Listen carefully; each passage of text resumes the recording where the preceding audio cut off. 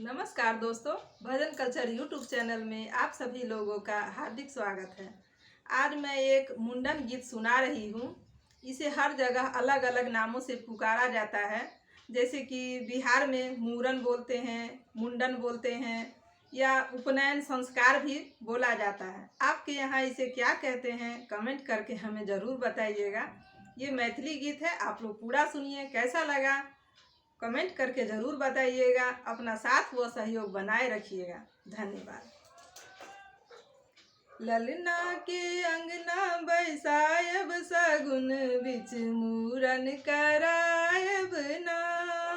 ललना के अंगना बैसायब सगुन बिच मूरन करायब ना। मूरन करायब, मूरन करायब, मूरन करायब, मूरन करायब। आँचर में केस कटायब सगुन बिच मूरन करायब ना। आँचर में केस कटायब सगुन बिच मूरन करायब ना।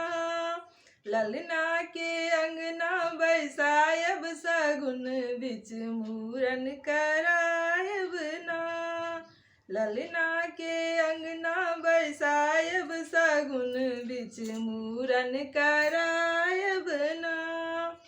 अंगना निपायब अरिपन बनायब, अंगना निपायब अरिपन बनायब, अरिपन बनायब, अरिपन बनायब, अरिपन बनायब, अरिपन बनायब।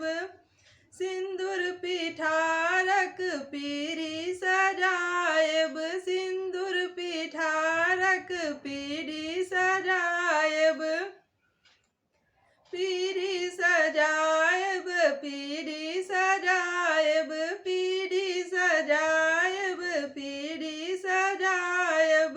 अपटन सो ललना नहायब सगुन बिच मूरन करायब ना। अपटन सो ललना नहायब सगुन बिच मूरन करायब ना। ललना के अंगना बैसायब सगुन बिच मूरन करायब ना। ललना के अंगना बैसायब सगुन बिच मूरन करायब ना।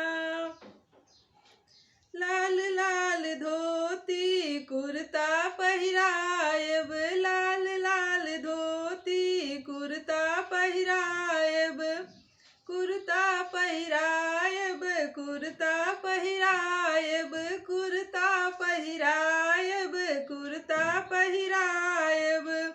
आँख में काजर मुख चंदन लगायब, आँख में काजर मुख चंदन लगायब, चंदन लगायब, चंदन लगायब,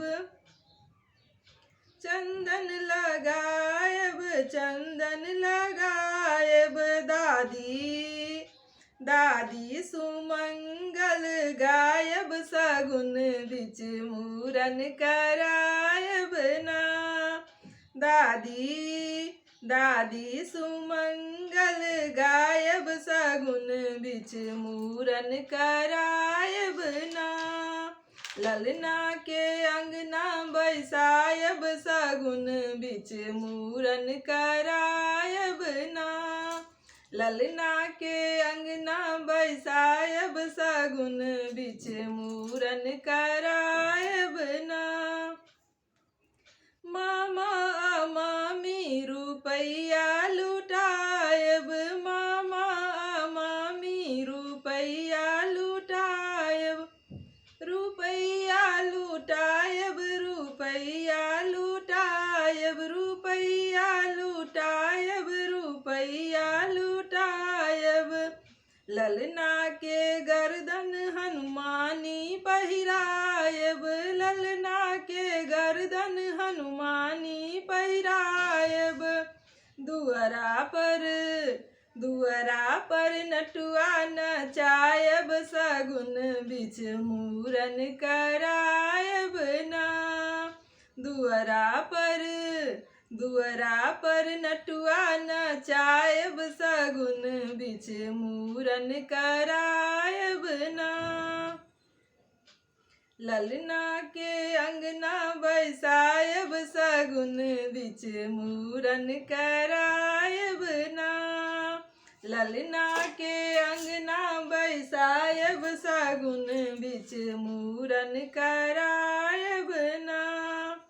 अंकुर दीवाना लिखल मन भावन, अंकुर दीवाना लिखल मन भावन। लिखल मन भावन, लिखल मन भावन, लिखल मन भावन, लिखल मन भावन। ललना के अंगना आय लागे सुहावन, ललना के अंगना आय लागे सुहावन। लागे सुहावन, लागे सुहावन, लागे सुहावन, लागे सुहावन। दीदी बधैया गवायब, सगुन बिच मूरन करायब ना। दीदी सो बधैया गवायब, सगुन बिच मूरन करायब ना। ललना के अंगना बैसायब, सगुन बिच मूरन करायब ना। ललना के अंगना बैसायब, सगुन बिच मूरन करायब ना। मूरन करायब, जग मूरन करायब, मूरन करायब, जग मूरन करायब। आँचर में केस कटायब, सगुन बिच मूरन करायब ना। आँचर में केस कटायब, सगुन बिच मूरन करायब ना। ललना के अंगना बैसायब, सगुन बिच मूरन करायब ना। ललना के अंगना बैसायब, सगुन बिच मूरन करायब ना। धन्यवाद।